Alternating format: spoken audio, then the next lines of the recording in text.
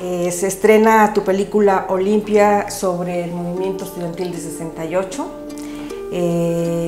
Ha tenido un camino en festivales, también en varias proyecciones especiales. ¿Cómo ha sido recibida tu película? Creo que lo que más ha gustado es encontrar una historia o un punto de vista distinto al que se tenía acostumbrado del 68, que generalmente veíamos la versión de los líderes, de los más altos líderes estudiantiles, contrapuesto con los líderes políticos, el presidente, Echeverría, las teorías de la conspiración, la CIA, ¿no? Se está comprobado que había esta comunicación, que además era muy típica en esa época, lo sigo viendo, pero además en esa época era muy común esta injerencia de ciertos organismos en el gobierno mexicano. Pero lo que nunca se había hablado es quiénes eran la gente que estaba marchando en las calles, qué era el movimiento estudiantil, que es algo que me tocó ya en el proceso de investigación de la película, que alguien se acercaba y me dijera, ojalá y hables del movimiento porque nunca han hablado de eso. Y eso fue cuando cambió un poco el rumbo de la película, así que la gente se ha como maravillado de conocer a estos jóvenes, que ya no es tan común ver unos jóvenes de los 60 en las películas o en las series, cómo hablan, cómo piensan, incluso lo ingenuos que pueden verse retratados, pero esta ingenuidad la ves en los materiales documentales, la ves en las películas, lo ves en las fotografías. Y eso ha gustado, como la atmósfera general de la película y desde luego la técnica, que es una película de animación. Ahí se ve un detonante muy importante, que es la entrada del ejército mexicano a Ciudad Universitaria. Esto cómo también ha impactado, y qué me puedes decir de esta filmación en la UNAM. Sí, el punto neurálgico de la película es, y el que une toda esta especie como de momento de amalgame de la historia, es, o que toma como hecho central la película, es cuando el ejército entra a instalaciones de Ciudad Universitaria, toma Ciudad Universitaria, atentando contra todo la autonomía universitaria. Recordamos que la UNAM es libre y autónoma, y entra el ejército y toma las instalaciones. Fue interesante filmar. Curiosamente, y es un dato que hemos platicado poco, pero en la UNAM no se había podido filmar en, vamos a llamarlos sexenios pasados o administraciones pasadas, con soldados disfrazados, o sea, actores disfrazados de soldados.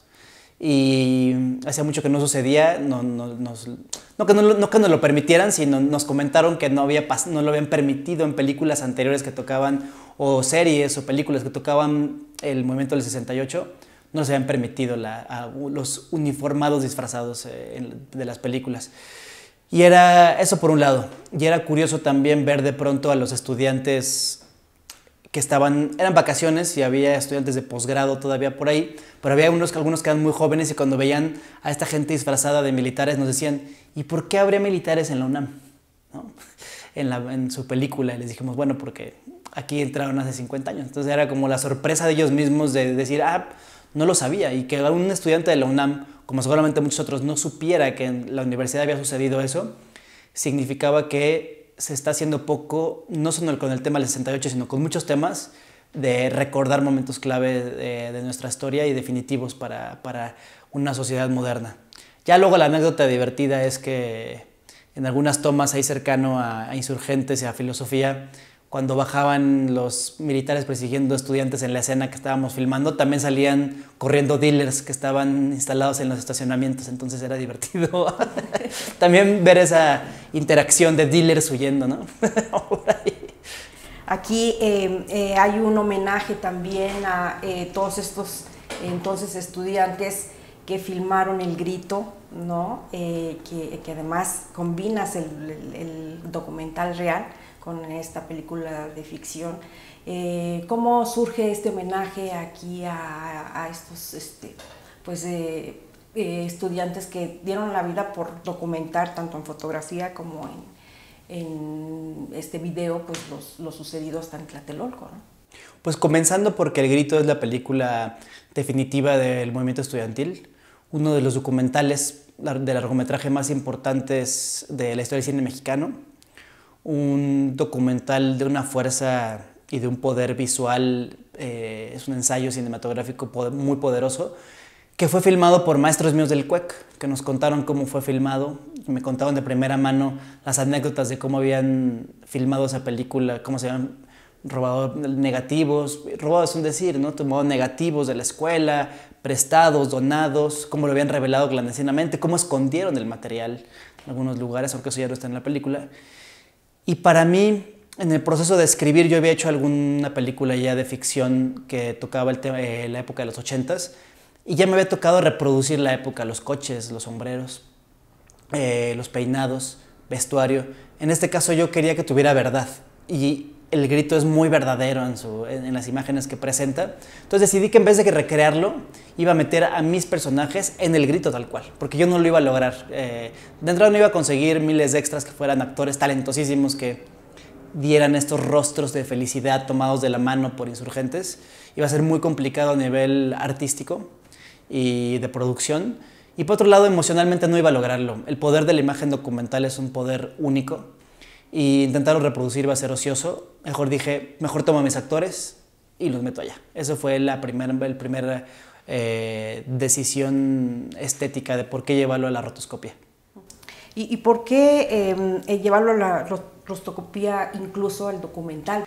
Claro, para el siguiente, digamos que nivel de reflexión en el proyecto era si yo iba a tener mis momentos de ficción y mis momentos de documental, que es común en el cine moderno.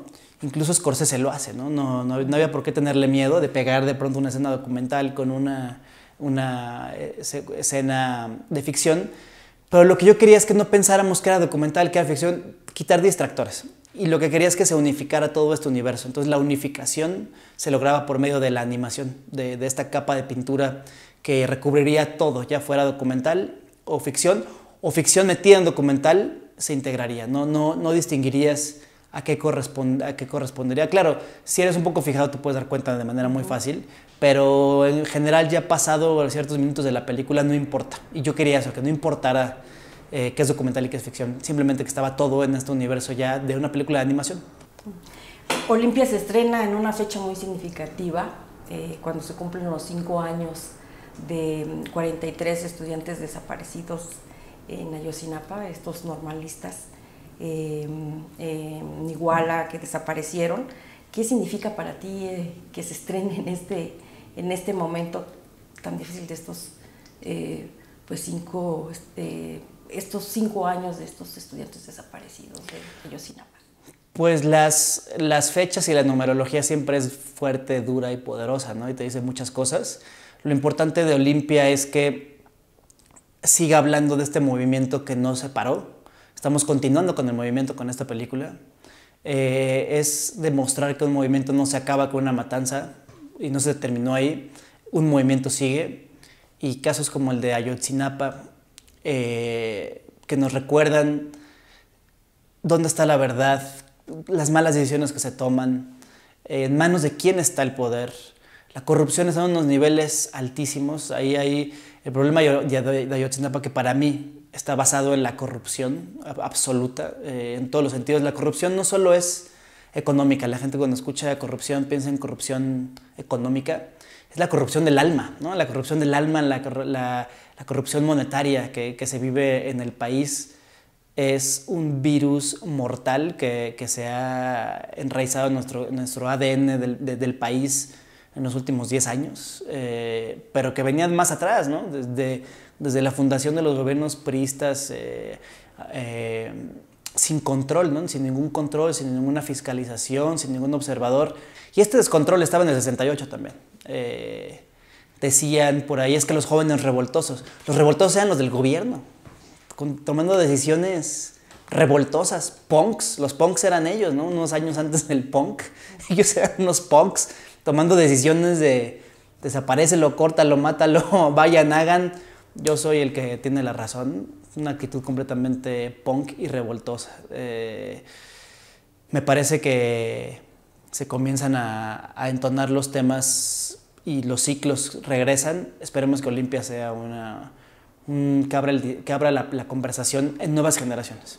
Sí, ahora se le pide perdón este gobierno a los de la Liga Comunista 23 de septiembre, ¿no? Que también es pues muy importante, histórico, de estos jóvenes también que murieron en Madera, ¿no? Sí, y está bien el perdón y está bien del gobierno que comienza a reconocer errores del pasado. También recordemos la disolución del grupo de granaderos, atendiendo uno de los puntos del movimiento estudiantil de 68. Se logró 48 años o 49 años después, se logró. En el 50 es que lo mencionaron, pero 50 años después se logró. Pero seguimos viendo temas complejos como la libertad de prensa. No solo por el crimen organizado, sino el mismo gobierno. Sigue habiendo un nivel en el cual el gobierno sigue siendo parte activa de qué tiene que decir la prensa y no, entonces ese punto sigue ahí del pliego petitorio, sigue en el aire. La libertad de asociación y sobre todo ustedes, los periodistas, reporteros, investigadores, que es uno de los países donde más muere gente investigando, reporteando, y igual estamos en las mismas.